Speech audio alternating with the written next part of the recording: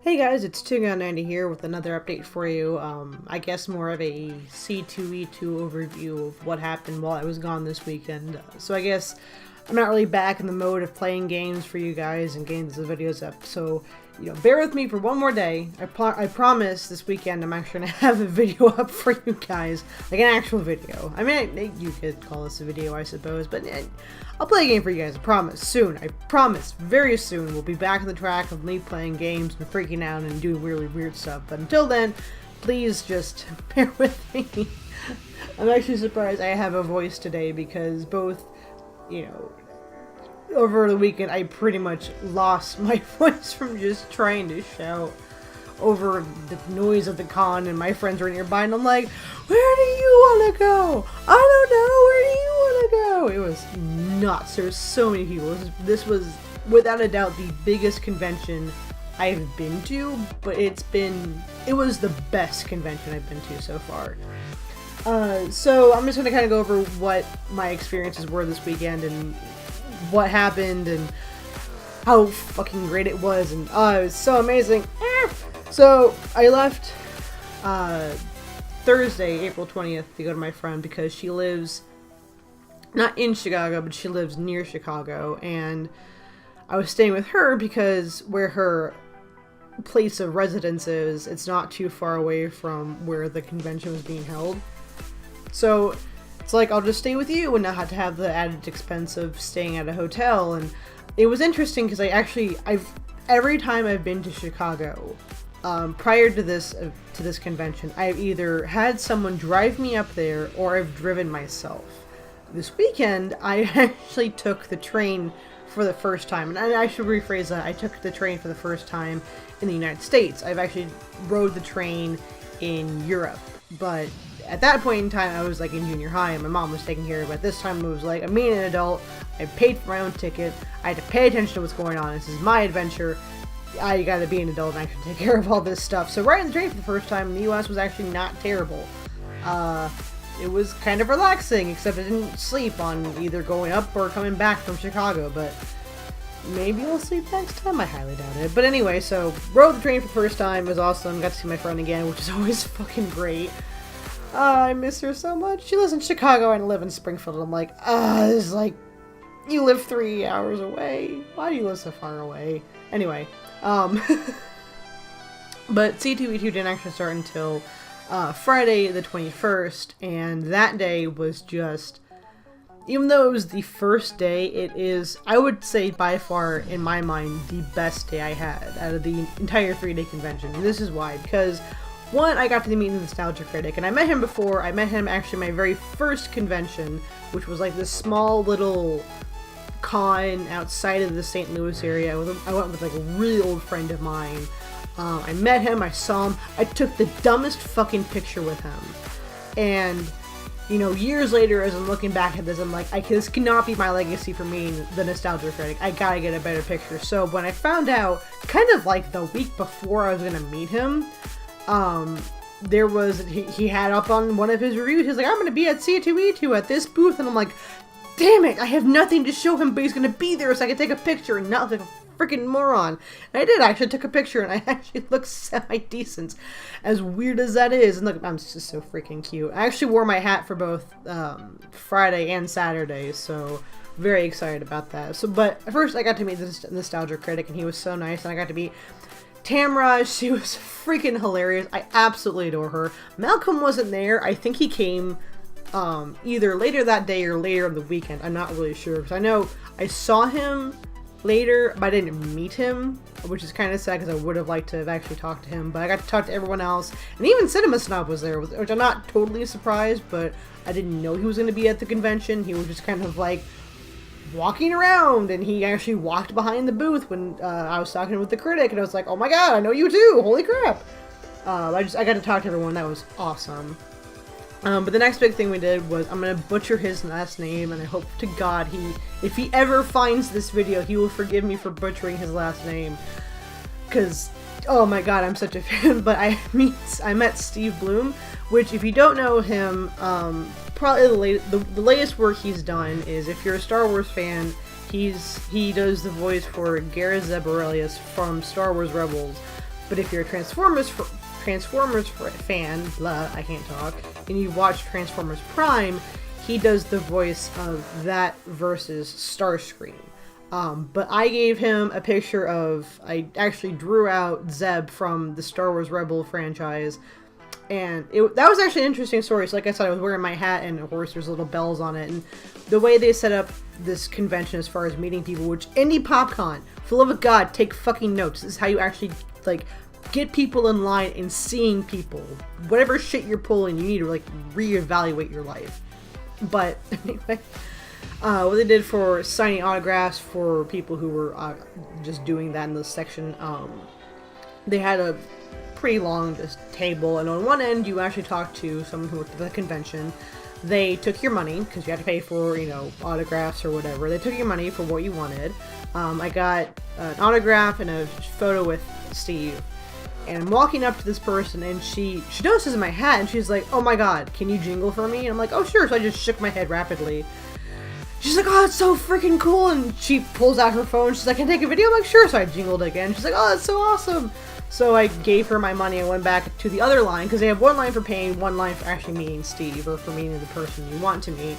So I get in the other line, and I'm waiting for, you know, Steve or the person to kind of gesture me forward, and I'm walking forward, and the person who took my money is like, she like pats his arm, and she's like, Steve, ask her to jingle for you." And he's like, "Can you jingle?" I said, "Sure." So I just shook my head, and he's like, "Oh, it's so cool."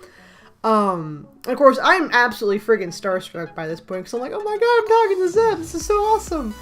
So I'm giddy, and I'm walking forward, and I hand him my sketch, and he looks down at it, and he's like, because I drew it, and he's like, "This is freaking amazing."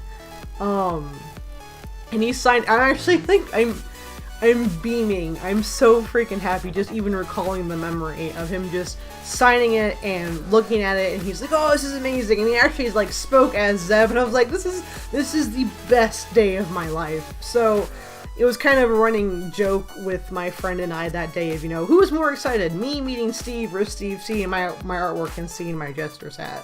I kind of think I beat him, but I'm not really sure. I also got to see Commander Holly, who's a fantastic cosplayer. She also does Let's Plays on YouTube, and she's actually married to Ross, oh gosh, I'm gonna forget his name, Ross O'Donovan from Game Grumps. So we have, you know, Commander Holly, she's in her witch's outfit, you really can't see her, but she normally has like pink hair. Did artwork for her, she signed that. Sweetest person in the world. She actually gave my friend and I signed postcards as well. She's like, "Do you want one?" And we're like, "Oh my god, sure, yes please." So now I have signed artwork and a signed postcard from her. I'm so happy. That day, I'm not even kidding, was the best day, because even just thinking back on it, not only do I have, you know, a not stupid picture of me with the nostalgia critic, which I'm very happy for, but I got to meet Steve, and I'm starstruck because he was starstruck, and I'm like, this is the best day ever. So yeah, Friday was definitely the best day. So then we move on to Saturday. I'm getting my days confused. Saturday was like the full day. It started at like 10 and went until 7? No. Yeah, I think 7. Maybe a little longer than that. But Saturday, I have cosplayed once before, and that was like a long time ago at my first convention, and it was a Pikachu. It was cute, but I was like, I want to cosplay again. So my friend bought me, for a Christmas present this past Christmas, a hoodie, a Sans styled hoodie from Undertale. So I have Sans, she has Papyrus, and she's just like, let's just do the Skelebros for the convention. I was like, okay, I'm fine with that. So dressed up as Sans, she was Papyrus. Actually, the white wig that I'm wearing in the photo is hers, but she gave it to me, so you know, in the future I can still cosplay as Sans, but I don't have to worry about, you know, the wig. It's mine now. She can't have it back no matter how much she wants it. So we got to cosplay. I got to cosplay as Sans. She was Papyrus. It was freaking awesome.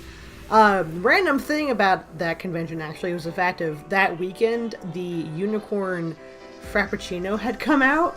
So I got to try that at the convention, and I gotta tell you, if you like it, good for you. I was not a fan. It was like mango, fruity pebbles, cotton candy, and just sugar. And I love sugar, but that was too much for me. So basically, like, the entire day would just be cosplaying as Sans Papyrus. It was freaking awesome. I absolutely loved it. She really got into it. My friend really got into it, and because like she made gloves. She made she like covered some boots with red fabric. Obviously, she had her hoodie. She bought the wig, the long wig, just for this purpose and all this stuff. It was so freaking cool.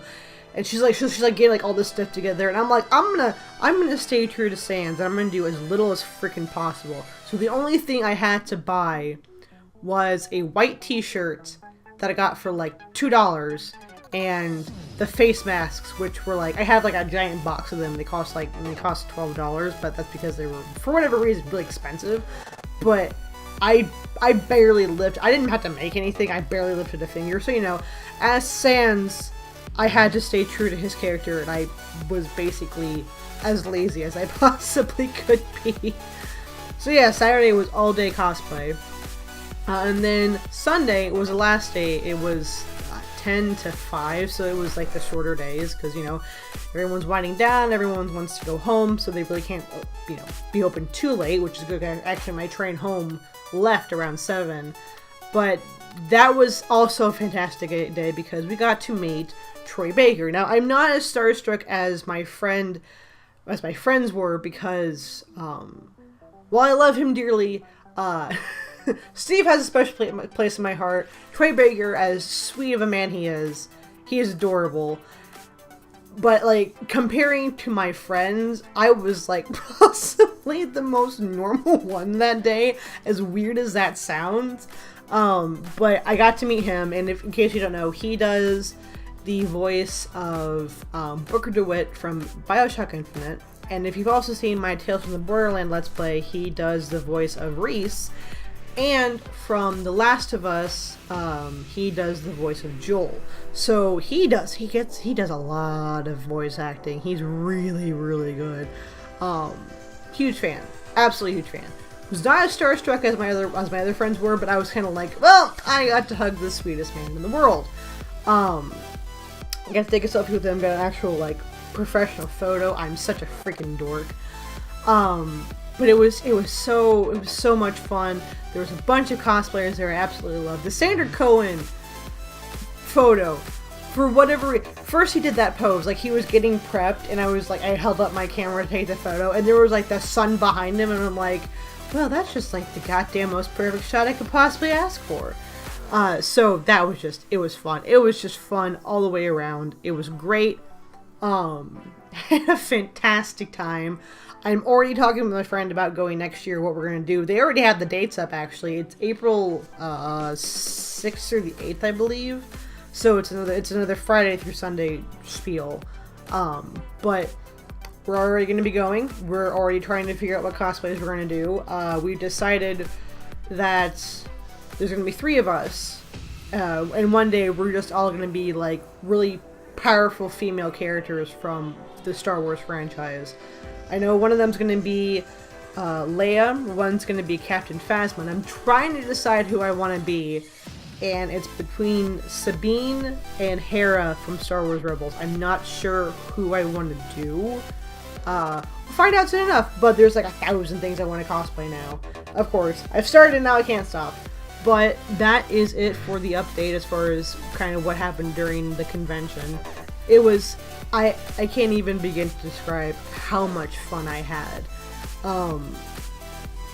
It's such an interesting thing, because I know a lot of people would look at, like, going to a convention and, you know, dressing up as, like, you know, you're old, you know, you're almost reaching 30, why are you still doing this? But to me, it's not really so much the fact of I'm getting old, it's the fact of, like, I can express myself in another creative way. I'm with people who have the same ideas that I do. Like, you know, if it's a game, no matter how old you are, if it's Pokemon and you're, you know, from ages 5 to 105, if you play Pokemon and you love it, you belong in this convention, so, or in this setting. So it's a nice breath of, like, craziness from the reality that we just call life. Because for me, you know, work is stressful, life is stressful, and I can put on a happy face and I can make the most of it. But when it comes down to it, stuff like this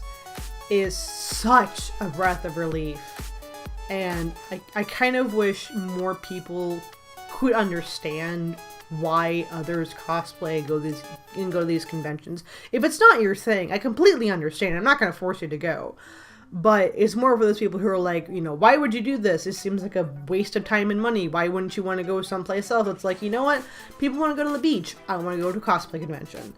And that's both the long and the short of it. So this was just fun. I want to do this again. I don't think I'm going to be able to make it any more conventions this year because, A, time, and B, money, because these things are not cheap. But I'm definitely going to be saving up and prepping for next year. So, hey, you guys know the dates. If any of you are going to be planning on coming to C2E2, as we draw closer to it, I will actually be letting you guys know what I'll be cosplaying, because I plan to basically, I think, cosplay at least every day, depending on who's going to be there. And if I don't cosplay, just look for my Jester's hat, because honestly, that's the best and easiest way to find me. So, yeah. Thank you all so much for watching this really random kind of update video again. Pardon the inability for me to actually be prepped for anything when it comes to for me leaving and being gone for a week and then coming back and be like, oh crap, I have like no video to show anyone. Update video, let's go! So, I hope you guys enjoyed this really randomness that is this update video. My name is Tingon90. Thank you all so much for watching. Remember, my friends, to always stay animated. If you find a Jester's hat, you gotta jingle. If it has bells on it, you gotta jingle. That's like the law now. I'm making that a law. Have a good night, everybody.